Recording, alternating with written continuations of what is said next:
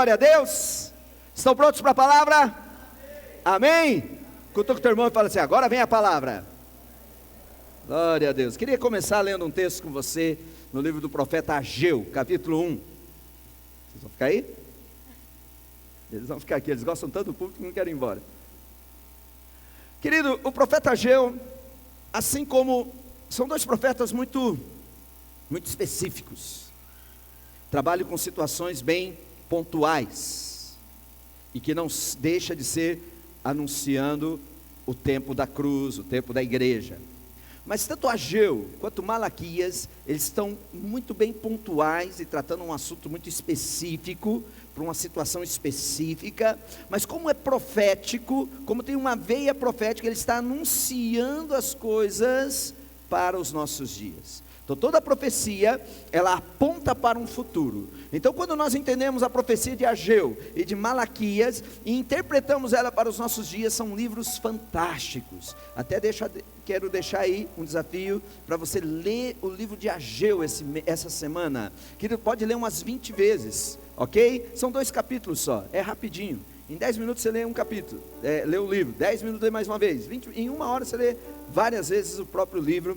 E ele tem uma revelação tremenda. Diz assim: no primeiro dia do 6º mês, do 2º ano, do reinado de Dário, ok? Veja bem como ele vai localizando o ambiente. Ele vai deixando um rastro e uma rota, ok? Para você se localizar no tempo, no espaço. No primeiro dia do ano do 6º mês, do 2º ano, do reinado de Dário, a palavra do Senhor veio por meio do profeta Ageu, ao governador de Judá, Zorobabel, filho de Sealtiel, e ao sumo sacerdote Josué, filho de Josadaque, dizendo. Perceba que ele citou nomes, porque esses nomes estavam falando de turnos, estavam falando de tempos. Então para um judeu que conhecia a história, leu essa introdução, sabia, eles estão falando do período em que eles estavam saindo do exílio da Babilônia.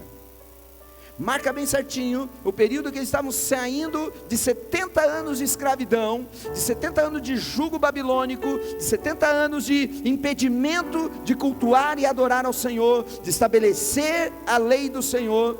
E agora vem o profeta e diz para eles: assim diz o Senhor dos exércitos, este povo afirma, o povo de Deus, diga assim, povo de Deus.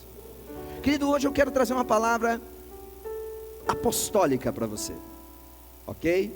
Quero trazer um fundamento e um ensino apostólico para orientar você ao propósito do que Deus tem para nós, como Igreja Avivamento, para o reino de Deus. Diz assim: ainda não chegou o tempo, o povo está dizendo, ainda não chegou o tempo, não chegou a hora, não é o momento de reconstruir a casa do Senhor, não é tempo ainda, está louco, tanta coisa para fazer, tantas prioridades na minha vida, tantos sonhos, tanta tarefa, tanta meta, ainda não é tempo da casa do Senhor, ainda não é tempo da obra do Senhor, ainda não é tempo do templo e da casa do Senhor. Próximo versículo. Por isso, a palavra do Senhor veio novamente por meio do profeta Ageu. Acaso é tempo de vocês morarem em casas de fino acabamento, enquanto a minha casa continua sendo destruída? Em algumas versões, acaso ainda é tempo de vocês viverem em casas apaineladas? Você deve ter visto essa expressão. Casas chiques, casas com tudo de bom, tudo do melhor, enquanto a minha casa fica em ruínas? Querido, esse é o profeta. Deixa eu te localizar no tempo, ok? Para você saber do que nós estamos falando. Então esse profeta Ageu, ele profetiza no tempo em que o povo de Deus está saindo do exílio babilônico. E no período do exílio babilônico, o templo de referência era o templo de Salomão, o filho de Davi. Templo glorioso, templo suntuoso, um templo bilionário. Salomão investiu as melhores economias de Davi e a dele para construir aquele templo. Era enorme, era glorioso, era maravilhoso. Só que aquele templo foi destruído, foi saqueado pelos inimigos de Israel. E agora se passaram muitos anos, e durante 70 anos, lá na Babilônia, todos os utensílios do templo foram profanados. E agora Israel está prestes a voltar para a sua terra, está prestes para voltar para a sua promessa, mas não tem templo. Não tem templo, não tem onde adorar a Deus, não tem onde oferecer seus sacrifícios, não tem onde se encontrar com o Deus eterno. Então agora a mobilização é: vamos construir o templo, vamos levantar a casa do Senhor, vamos renovar a obra do Senhor, vamos estabelecer essa obra para esse tempo, para esse momento. Porém, havia um problema estabelecido. Os mais velhinhos, que viram a glória do templo de Salomão, agora estavam todos chateados. Um conflito de geração estava estabelecido ali nesses dias de Ageu, porque os mais velhos diziam: no meu tempo, no meu tempo, esse templo era glorioso. No meu tempo não era assim, essa pobreza, esse descaso. No meu tempo, Salomão construiu uma glória. E a Bíblia diz que o desconforto era tão grande que os mais velhos choravam, se lamentavam, porque o templo que estava se construindo era muito pequenininho, era muito pequeno, comparado com o templo glorioso de Salomão. E porque era pequenininho, porque não era tão suntuoso, tão glorioso, então estava havendo um descaso. Não, isso aí não vai dar em nada, isso aí não merece meu serviço, isso não merece meu empenho, isso aí não merece meu esforço, isso não merece o meu serviço, meu dinheiro, meu gasto, meu tempo gasto. E havia um problema que as pessoas estavam desprezando. Então viveram muito tempo na miséria, viveram muito tempo debaixo de opressão, viveram muito tempo debaixo de escravidão. Agora eles foram libertos, agora eles saem da Babilônia, agora eles voltam para a terra deles, agora eles voltam para a promessa deles. E em vez de eles levantarem uma obra, em vez de eles levantarem a casa, o templo do Senhor, agora eles começam a se preocupar com as suas próprias coisas. Alô? Estou pregando para alguém aí? E começam a viver só para os seus prazeres, só para as suas prioridades, viverem só para os seus confortos, só para os seus sonhos. E a obra do Senhor e a casa do Senhor ficou abandonada. E Deus não se agradou disso, e Deus não se alegrou com isso. E Deus levanta um profeta muito duro, um profeta que falava muitas verdades, e ele diz: vocês estão se preocupando com as coisas de vocês, enquanto a minha obra fica abandonada.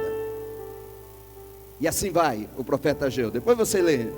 Mas o que eu quero trabalhar com você, é que nós podemos descobrir dois fundamentos, dois princípios muito fortes, nesse livro do profeta Ageu. Um deles é a santificação.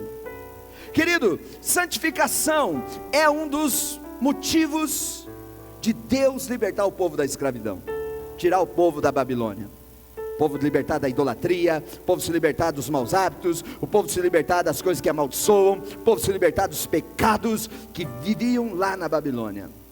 Mas o segundo ponto que nós podemos entender é a consagração. Diga: santificação e consagração. Mais uma vez: santificação e consagração. Qual a diferença, pastor? Quantos querem saber a diferença? Diga: eu quero. Aí, vamos trabalhar com a interação, tá? Isso aí vocês me motivam e a gente caminha rápido. Santificação, querido, fala de está relacionado a uma conduta. Santificação está relacionado a uma postura moral. Santificação está relacionado a escolhas que eu faço de acordo com os princípios da palavra de Deus. Isso é santificação. Consagração fala de dedicação, fala de ser dedicado, fala de ser interessado. Consagração fala de esforço. Consagração fala de empenho. Consagração diferente de santificação. Santificação é escolha, conduta. Consagração é dedicação, esforço, esmero, empenho, trabalho. Muitos, preste atenção aqui, queridos, todos. É importante que você não fique se movimentando muito, senão você perde a palavra. Muitos se preocupam com a santidade, que não está errado. A igreja foi chamada para ser santa. Você e eu precisamos viver uma vida reta diante do Senhor. Mas a santidade não é só isso. O reino de Deus é muito complexo. Assim como o Brasil, uma nação, não está fundamentada só na coluna chamada política, a vida no reino de Deus não está fundamentada só na coluna chamada santificação. Assim como uma nação não se sobrevive só com a política, mas ela precisa de política, ela precisa de economia, ela precisa de valores, ela precisa de cultura, ela precisa de tantas coisas. O reino de Deus também precisa de santificação, e ele precisa também de consagração. Muitos valorizam e dão empenho, se preocupam com a santificação, mas ignoram a consagração. Pessoas santas, ouça isso, querido, elas incomodam muito pouco o inferno. Pessoas santas trazem muito pouco incômodo às trevas, mas pessoas consagradas se tornam um grande problema para as trevas. Amém? O mundo admira as pessoas santas. O mundo admira pessoas certinhas, pessoas honestas, pessoas de conduta moral. Ontem cheguei em casa depois do encontro, liguei a televisão, estava passando altas horas, e eles estavam entrevistando uma menina de 22 anos, que publicamente anunciou que é virgem. Meu Deus, quase levantaram um altar para essa mulher. Oh, você é virgem, oh, como que você consegue? E o Bial fazendo piadinha, e todo mundo tirando, mas oh, a virgindade virou um templo de adoração. Virgindade é tão raro que uma virgem vai ganhar um troféu. Percebe? Eu fiquei pensando, poxa, alguns anos atrás isso era tão comum, né? Ah, no meu tempo, né, Jorge? Lá no Rio Grande, hein, Jorge? Agora, o mundo admira pessoas retas, pessoas honestas, pessoas moralmente corretas. Mas perceba que o mundo rejeita pessoas consagradas, pessoas dedicadas. Quer ver? Todo mundo vai bater no teu peito, bater nas tuas costas. Ah, você foi para a igreja? Trequinho de fim, hein? Parabéns, agora sim tua vida vai mudar. E todos vão te abraçar, todos vão te elogiar, todos vão te parabenizar. A tua santidade vai atrair muitos amigos, mas a tua consagração vai expelir pessoas. Está louco? Não sai daquela igreja mais? Não para mais de pregar o evangelho? Ficou radical, ficou maluco, é? Só vive orando agora? Aí, jejuando? Está louco? Ficou pirado? O santo é admirado, o consagrado é perseguido. Tem alguém aí? Querido, se você observar, o mundo perseguiu os apóstolos, o mundo perseguiu a igreja primitiva. Por que o mundo perseguiu a igreja primitiva? Porque eles eram santos? Não, porque eles tinham uma consagração, eles tinham uma dedicação, eles tinham um empenho, eles tinham uma ousadia, eles tinham um propósito, e eles viviam para edificar a obra do Senhor. Amém? Quantos querem ser mais consagrados? Queridos, santidade é fundamental. Santidade é um valor que nós não podemos remover, é um marco da nossa herança que a gente não pode tirá-lo. Mas a consagração, diga consagração, a consagração é vital para o avanço da obra do Senhor. Amém? Quero convidar você a assistir um vídeo.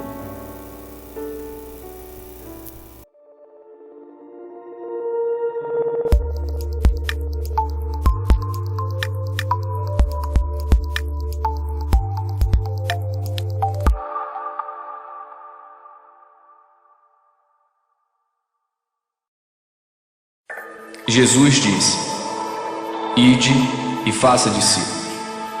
E se ide parecesse menos com isto e mais com isso?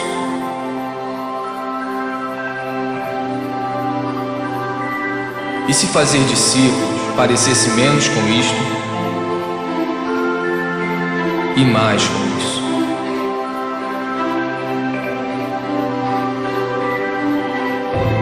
E se fazer menos eventos, encontros, prédios e grandes produções, significasse menos estresse, despesas, dívidas, reuniões e angariações de fundo. Nós seríamos mais livres para experimentar o seu amor, amá-lo, amar o próximo, libertar, servir, enviar.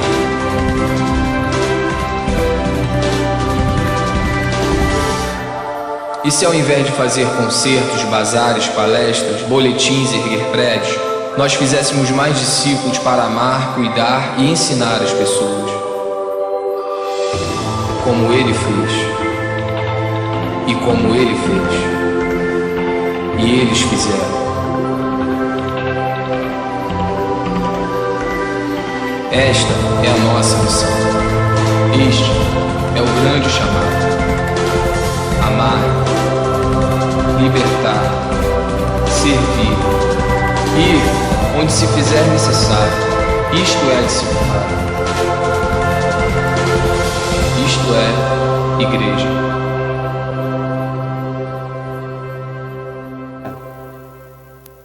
Glória a Deus.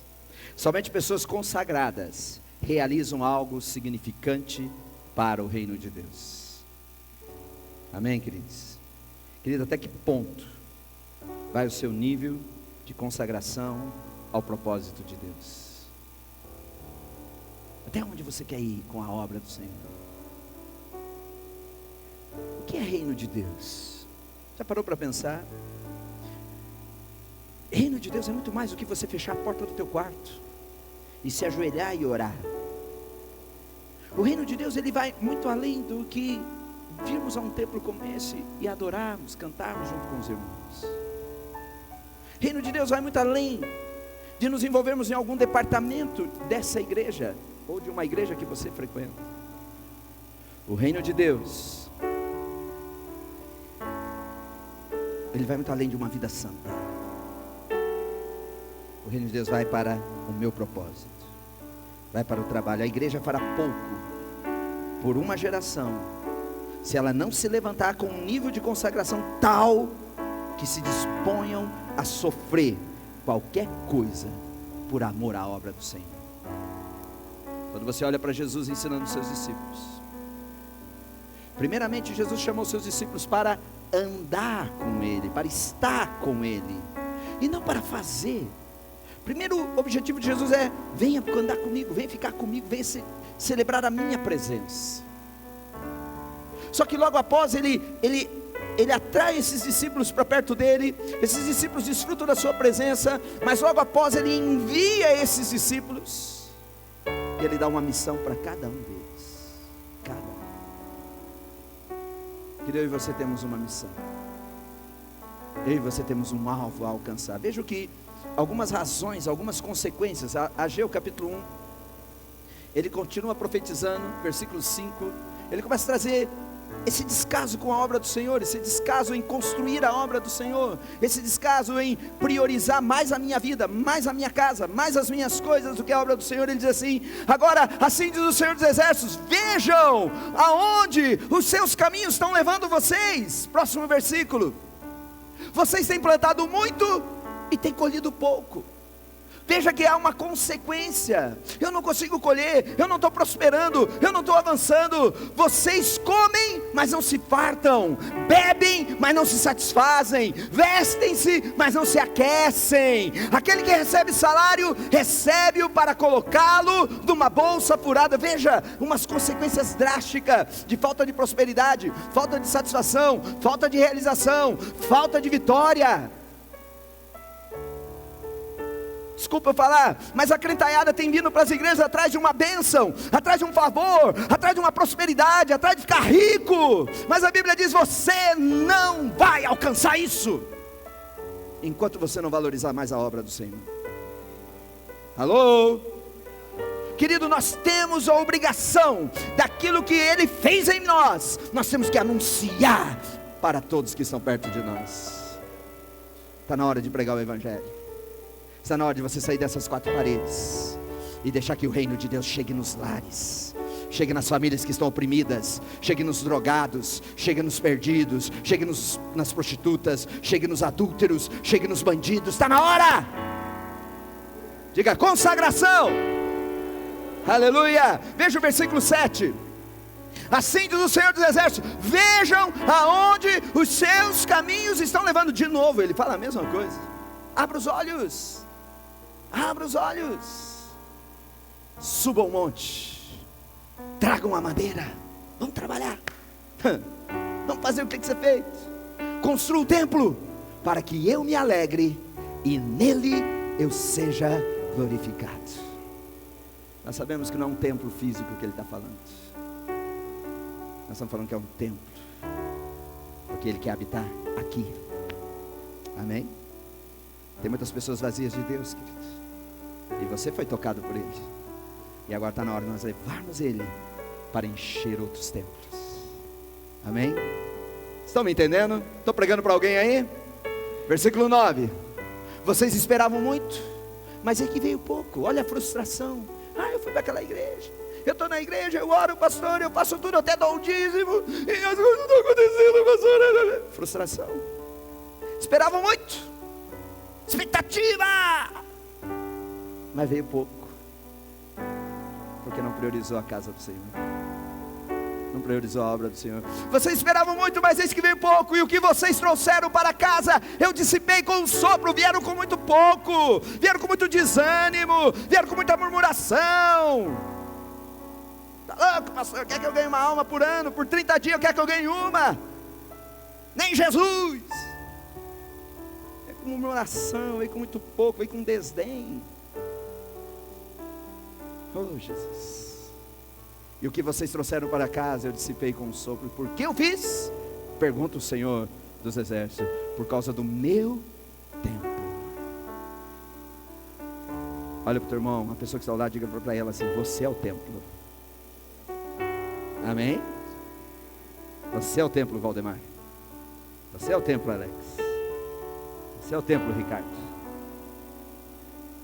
O teu vizinho é um templo. Existem templos cheios, existem templos vazios. E cabe a nós enchermos com a glória do Senhor os templos espalhados por toda a terra. Nós tivemos aqui um encontro de casais esse final de semana. Quem está aqui que participou do encontro de casais? Dá um sinal assim. Olha aí, igreja. Isso que veio só a metade. Foi tremendo. Quantos foram abençoados? Vocês foram abençoados? Fala aqui. Foi ou não? Foi legal? Foi show, né? O Senhor quer encher vocês com essa glória. O Senhor quer encher. Pelo que ainda está destruído, enquanto cada um de vocês se ocupa com a sua própria casa. Eu vou quebrar um paradigma aqui, posso? Eita glória.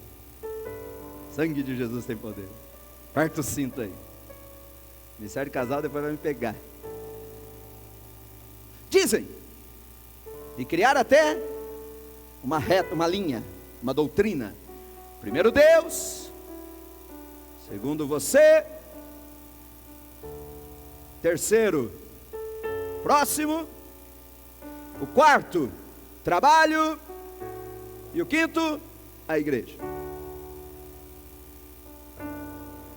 A igreja, último dedo da mão. Quando eu olho para a igreja e falo de igreja religião, eu aconselho, nem no quinto, põe lá no quinto dos infernos.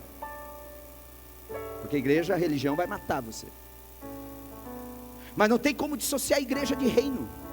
Nós estamos fazendo o reino de Deus aqui. Estamos pregando a mensagem do reino. Estamos evangelizando com o evangelho do reino. Estamos curando com o poder da unção do reino de Deus que dá em Jesus Cristo. Então nós estamos fazendo o reino. Então se eu colocar a igreja como reino, eu estou colocando a igreja em último lugar na minha prioridade. Meu irmão, isso é antibíblico, isso é heresia. Porque a Bíblia diz em primeiro lugar o reino de Deus. Primeiro lugar. Não, pastor, se eu ficar fazendo muita obra, o diabo vai me matar, vai matar meus filhos. Se eu ficar muito fazendo a obra, se eu me consagrar demais, a minha filha, o meu filho vão se perder. Meu irmão, desde que meus filhos são crianças, eles vivem dentro da igreja, dormem na igreja, o pai vive dentro da igreja. Hoje a minha filha falou: pastor, pai, você vai morar na igreja, né? Então tudo aí, bonito, gordo, dourado, recheado, feliz da vida. A Elissa é uma bênção, Johan uma bênção, a Jéssica uma bênção. Quanto mais consagrado ao Senhor, mais Ele vai honrar você. Priorize o reino de Deus. Aleluia. Uma frustração na igreja. O que eu tenho visto é uma igreja frustrada. Olha o que, para encerrar agora, ok? Amém? João 10, Evangelho de João. Jesus conta uma parábola. Eu sou o bom pastor. O bom pastor dá a sua vida pelas ovelhas. Aleluia. O assalariado não é o pastor a quem as ovelhas pertencem. Assim, quando vê que o lobo vem, abandona as ovelhas e foge, então o lobo ataca o rebanho e o dispersa. Próximo versículo. Ele foge porque é assalariado e não se importa com as ovelhas. Eu sou o bom pastor, conheço as minhas ovelhas e elas me conhecem. Assim como o Pai me conhece, eu conheço o Pai e dou a minha vida pelas ovelhas. Põe aquela tela para mim, por favor, a do João 10. Olha aqui, Jesus conta uma parábola e Jesus levanta pelo menos 4 personagens nessa parábola. Vamos tentar identificar. Ele diz assim: eu sou o bom pastor. Diga, pastor. O segundo, ele diz assim: o bom pastor dá a sua vida pelas... Diga, ovelhas. O terceiro, ele diz o assalariado. Diga, assalariado, que não é o pastor. Ok? Então tem o pastor, tem a ovelha e tem o assalariado. E a Bíblia diz que ele não é o pastor a quem as ovelhas pertencem. Assim, quando vê que o lobo vem, diga, lobo, abandona as ovelhas e foge. Então o lobo ataca o rebanho e o dispersa. Veja que são 4 personagens: o pastor, as ovelhas, o assalariado e o lobo. Jesus está ensinando uma história, rapidinho aqui, para você entender. Jesus abriu um negócio, uma empresa, e o nome dessa empresa é Ovelhinhas de Jesus. Ovelhas vai bem, obrigado. E esse negócio deu tão certo que cresceu, que ele já não deu conta sozinho, e ele precisou contratar alguém. E ele trouxe um assalariado para trabalhar para ele. E ele pôs para trabalhar. Então nós temos uma empresa, e o dono dessa empresa chama-se Jesus, o pastor, o bom pastor. Teve que contratar, porque o negócio estava indo bem, cresceu, pegou um assalariado. Mas Jesus deixa claro que esse assalariado não é o dono, ele é só assalariado. Agora, como todo projeto, temos os desafios. Como todo empreendimento tem um desafio, como todo projeto tem contratempos, nós podemos dar o nome do contratempo aqui de lobo. Diga, lobo. A Bíblia diz que o bom pastor, ele dá a vida pelas ovelhas. Mas a diferença entre o bom pastor, que dá a vida, do assalariado a quem as ovelhas não pertencem. Olha aqui para mim, queridos. Se você entender isso aqui vai mudar a tua vida para sempre. Você sabia que tem pessoas dentro da igreja que não tem mentalidade de filho e nem de dono? E o dia que eu olhar para esse mundo, e entender que eu sou dono desse mundo, porque eu sou herdeiro desse mundo com o meu pai Abraão, e em Jesus eu me tornei co-herdeiro de todas essas coisas, eu vou lutar mais por esse mundo. Quando eu olhar que esse mundo, ele pertence a mim e à igreja, ao reino do meu Deus, e ele me deu por herança, eu vou começar a pagar mais o preço por ele. Jesus está falando: eu sou o bom pastor e essas ovelhas são minhas, e eu dou a vida por elas, eu pago o preço por elas, eu me desgasto por elas, eu me consagro por elas. Mas o assalariado, o contratado, que ele não pertence às ovelhas, mas ele foi pago para cuidar, ou seja, o contrato dele não rege enfrentar lobo.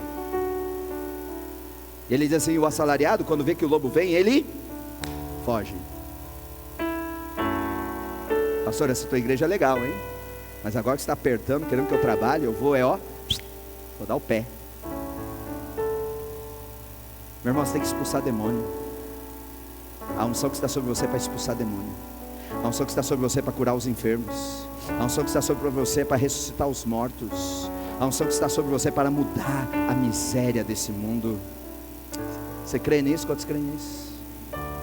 Mas enquanto você não mudar a sua mente, e você se comportar apenas como um assalariado, como alguém que foi só contratado, como alguém que está aqui só para cumprir tabela, só para cumprir horário. Você já viu como que pensa um funcionário? O funcionário, ele pensa diferente do que um dono pensa. O dono é consagrado. O dono tem hora para começar, mas não tem hora para acabar. O dono, ele se dedica àquele negócio porque aquele negócio é dele. Aí ele contrata um funcionário, o funcionário, se puder chegar atrasado, ele chega. Se puder chegar e sair uns 10 ou 15 minutos antes, ele dá um jeito. Se puder reclamar o dia inteiro, falar mal do patrão o dia inteiro, ele tem essa tendência a falar, porque a mente dele funciona diferente do dono. E quando surge um desafio, ele não enfrenta o lobo. Querido, tem um lobo mau destruindo essa terra, destruindo um familiar teu, destruindo um filho teu, destruindo um vizinho teu, destruindo a nossa cidade, destruindo a nossa nação. E o reino de Deus clama por consagrados a esse reino, que estejam dispostos a dar a vida por essa obra. Queridos, os discípulos de Jesus deram a vida pela obra que Deus os convocou. Os discípulos de Jesus morreram por causa de uma obra que Jesus os convocou. Eu não quero que você morra. Você vale mais vivo do que morto para mim. Você vale mais vivo do que morto para a tua família. Você vale mais vivo do que morto para Deus. Esse mundo precisa de você, para que você possa ser a luz e a libertação dessa terra. Feche os seus olhos, ouça essa canção.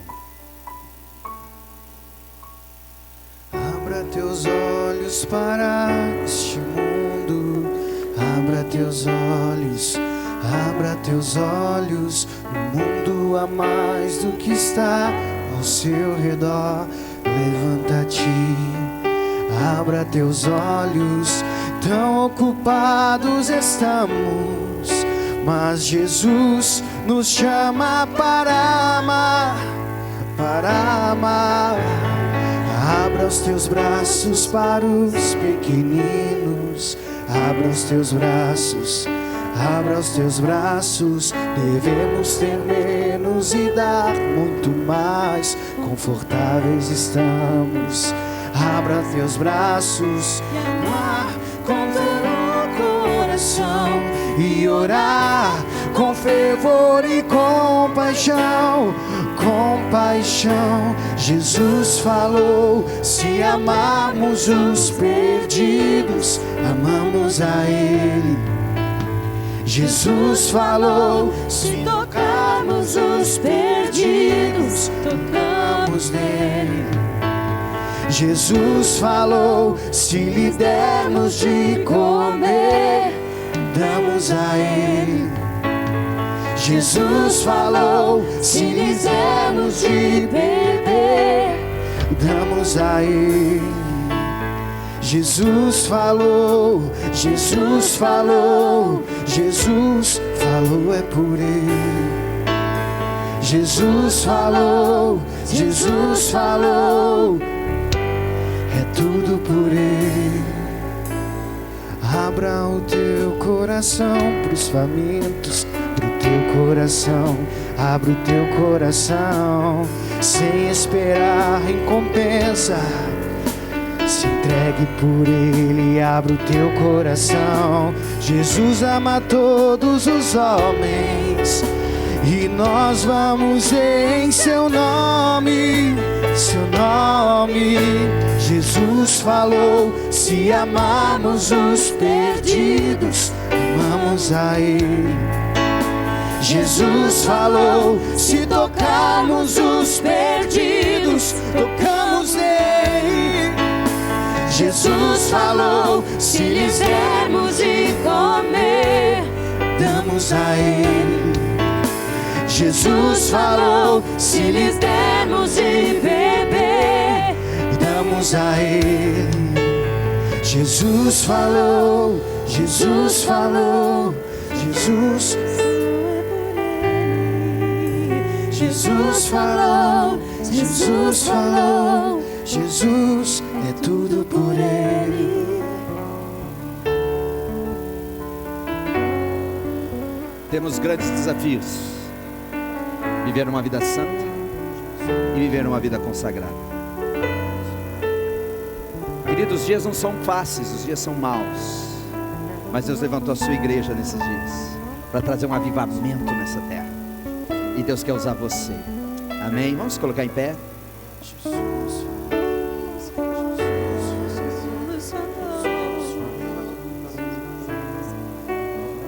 A igreja fará pouco por essa geração.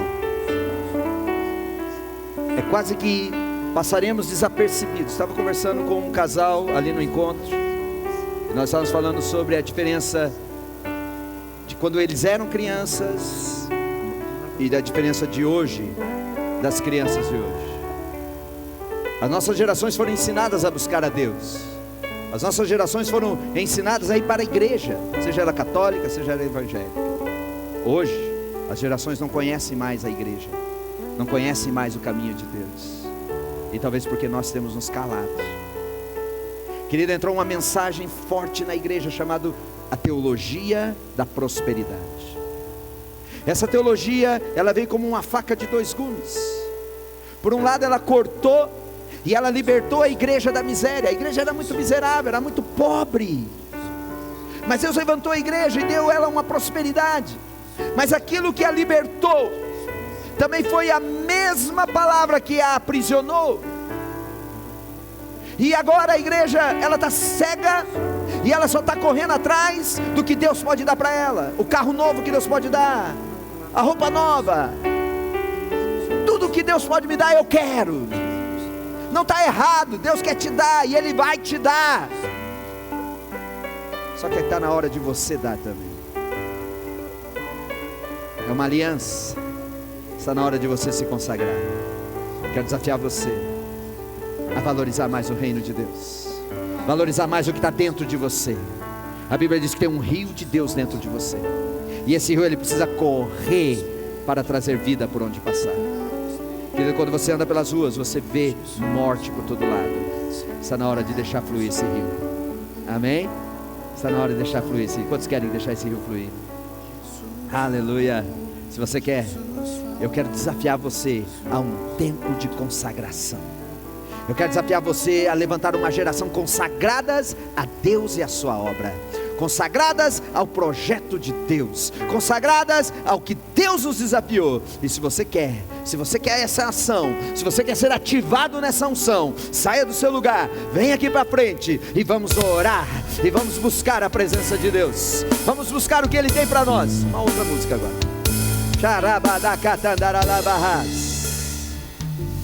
Venham, venham, todos que querem ser instrumentos, todos que querem renovar-se naquilo que Deus quer fazer com você, naquilo que Deus quer dar para você.